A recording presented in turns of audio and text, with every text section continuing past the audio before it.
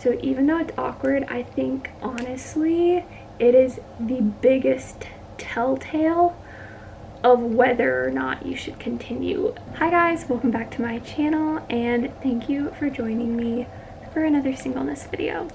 Today's topic I know can be a little bit controversial, but I'm just here to tell you like my personal conviction and experience on the topic of boundaries. My cat's gonna be annoying. And so yeah, let's just dive right into it. Okay, so we're gonna be talking about two main areas, and that is like just guy-girl friendships as well as courting, dating relationships. So talking about the first, guy-girl relationship. Is it okay? What's okay? Where's the line? Yes, it's okay. I think it's totally okay. From my personal experience, I think it's really helpful. Ignore the cat. I think having guy-girl friendships are honestly so healthy and so helpful.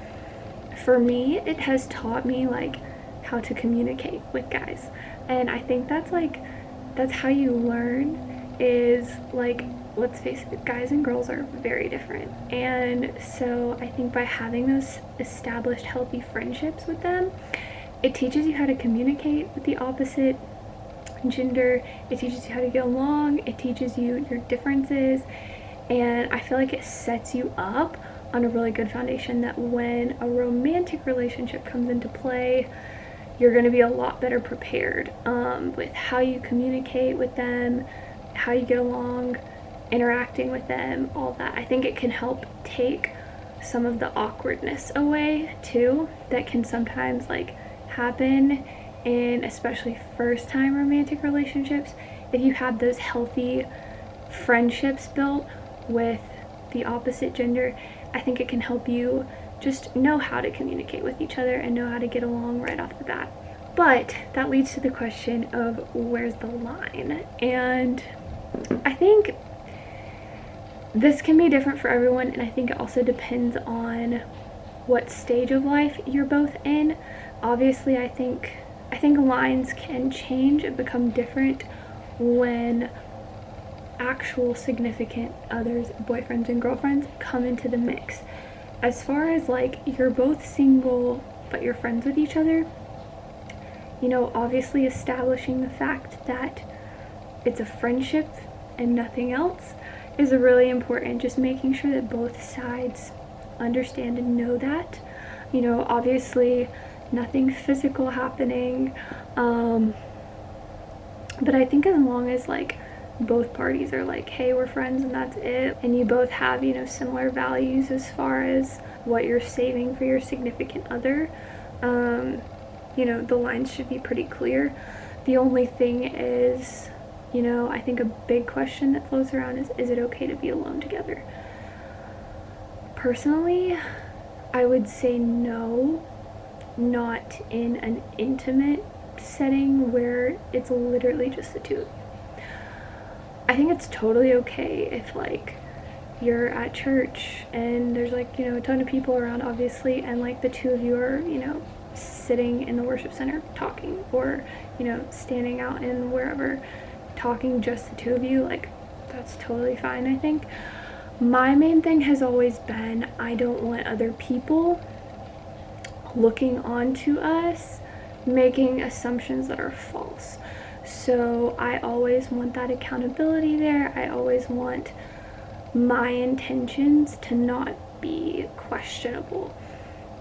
And I think that's especially important when significant others come into that friendship, of like you really making a point at that point to not be alone together, because someone's gonna look at that and be like, wait a second, I thought he was dating that other girl, but he's hanging out with this girl by themselves, and that just gets into some really muddy water. Even if like, you know, the intentions are true, you know, the intentions are pure, you know that nothing's going on, I just personally never want to put myself in a position where what I'm doing could look questionable to somebody else. I want you to take this with a grain of salt that this is my personal opinion, but also let it make you evaluate yours and look at yours and see what's right for you and what's best for you. And I want to take a second too and talk about courting versus dating. So I've grown up with the understanding and intent of you court someone before marriage, you don't date someone. It's what my parents have always kind of instilled in me. Now, I'm about to turn 19. I have my own opinions. Personally, I don't really think it matters what you call it, as long as the boundaries and the lines are there. So my parents call it courting. I tend to call it dating, but the exact same lines, the exact same boundaries, the exact same expectations are held by all of us. So in that sense, I'm like, I don't really think it matters that I call it one thing and they call it another thing, because we have the same values and expectations underlying it, and at the end of the day, it's just a word. I will say that courting and courtship tends to imply that there are lines and boundaries, whereas dating doesn't, and I think that's strictly because of the society that we live in and how loose the term dating is used. So I don't think it really matters what you call it. I think what matters is that there are lines and that there are boundaries set in place before you even get to that point. We're going to talk about physical boundaries. So this is, hugging, kissing, hand holding, etc. Those boundaries should be set before you even start dating or courting, whatever you want to call it. Personally, I'm one that shies to the side of waiting for physical contact until later. I do tend to stray on the side of keep the physical for later, keep the physical until there's actually a label on the relationship for sure. And a large reason for this for me personally is my main love language is physical touch. I'm a very physical person. I love giving hugs. I love all of the things. Physical touch is a big, important thing to me. And I know that once physical touch enters the relationship, once hand holding enters the relationship, once kissing enters the relationship, my judgment will become clouded by feelings. And I don't want that to happen right off the bat. I want to make sure that I'm having sound judgment, clear mind in those very beginning stages, and then let the physical feelings come later. I don't want that to become the focus of my relationship, because that's going to turn very unhealthy. And so because I know that that's such an important thing to me and an important part of a relationship to me, I want to make sure that I'm not making everything about the relationship centered on that, if that makes sense. Because I know that my feelings will take over a little bit more and my judgment will become a little bit different. Once physical touch enters a relationship, I'm one that tends to shy on the side of just wait, just take it slow. Now, talking about spiritual boundaries. This is one that's really important to me, and it's centered off the fact that I never, ever, ever want my relationship with God to be dependent on another person. Talking about in a dating relationship, spiritually, what's okay, what's not okay. Totally okay to pray for each other. I think it's okay to pray with each other. I think, go to church together, worship together, all that stuff. As long as your personal relationship with God is also being fed and nurtured. If you're still spending that personal time with God, just you and God, if you're still praying, just you and God, if you're still pursuing your relationship with God, then I think if that's present, then it's okay to also be like, hey, I want to pray over our relationship too. I want to keep God at the center of our relationship, which involves us praying for each other and for our relationship. That's okay.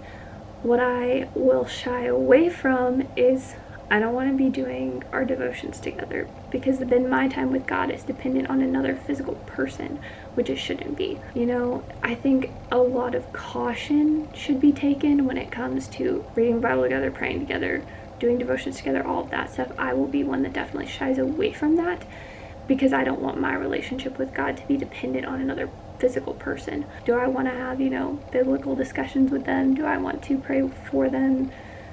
Blah, blah, blah. Absolutely, and I will absolutely do that. I just don't want my personal relationship with God to be absolutely consumed by the other person's presence. Talking about conversation topics, is anything off limits? I mean, I think the simple answer is no. I don't think anything's off limits when it comes to, like, if you're in a dating relationship. But you should also, like, gauge kind of what phase of your relationship that you're at. Like, for example, I'm one that will talk about marriage right from the beginning. Like, because for me, that's the purpose of dating, is marriage, so why should I not talk about marriage while we're dating? But maybe the conversation of kids comes a little bit later. So I don't think there's anything, like, particular that I'm like, that's completely off limits to talk about. But I think you should be very careful in your conversations and when they're happening, to make sure that, you know, lines aren't being crossed before they should be. Talking about now, this definitely goes to courtship, chaperones, and when does family get involved? To me, family gets involved immediately. For me, I value their opinion. And also in marriage, two families are coming together. It's not just two people, it's two families. So family should get involved pretty much right off the bat.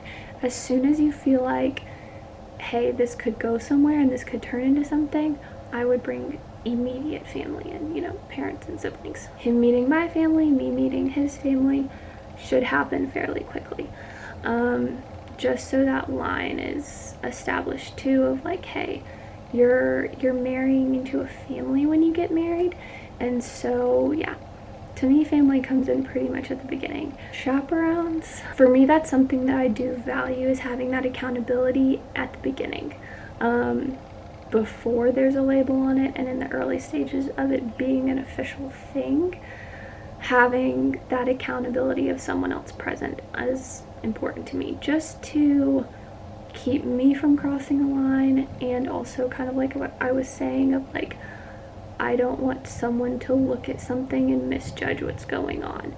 And by having someone there who can then vouch for you and him, of being like, that's not what's going on, like, this is what's actually going on. I was there, especially before you're officially dating.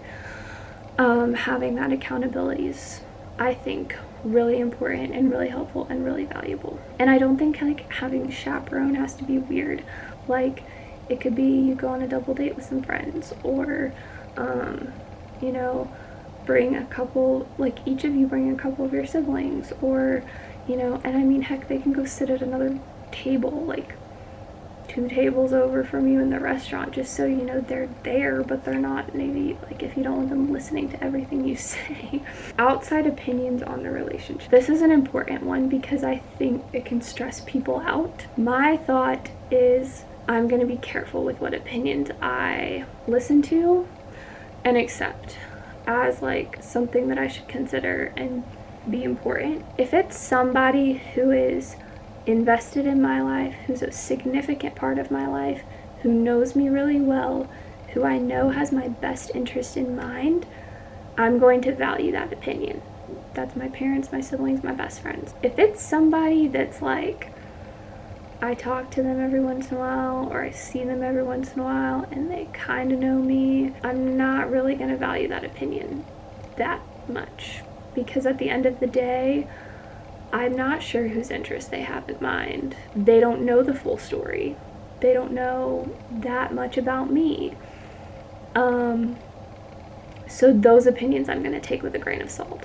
But if it's somebody that I respect, whose opinion I respect, who I know cares about me, I'm going to take that into consideration, whether it's a good thing or a bad thing that they're saying. Whether it's like, hey, I see this red flag, or if it's like, hey, I really see this working. Either way, if it's someone that I know and trust and value in my life, then I'm also going to value their opinion. So the last thing I'm going to say, and this is just about boundaries in general, whether we're talking about friendships or more, communication is key. Communicate those lines, communicate those boundaries, know exactly where you stand on them, and then communicate that. And the bottom line is, I know it can be weird and awkward and whatever, and you're like, I really don't want to address that because I don't know what they'll say, I don't know what they'll think, like blah blah blah.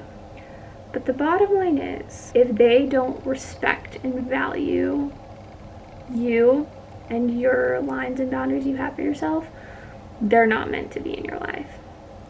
I know that's a hard truth to swallow, but if they're not respecting and valuing your lines and boundaries that you have for yourself and that you believe are important, they're not valuing and respecting you or your character, and that's not going to change. It may seem really awkward, but just be like, hey, I'm not comfortable doing this, or I would feel more comfortable if we did this.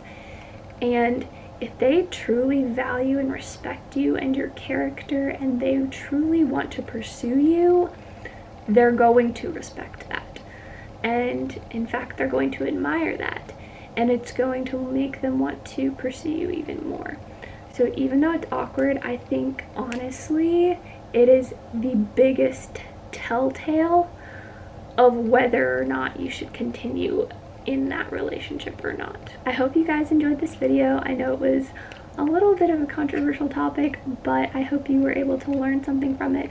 And just remember, like, go sit down and figure out where your lines and boundaries are, because they may be different than mine, and that's totally okay. Don't forget to live in grace and love with grace, and I'll see you in the next one.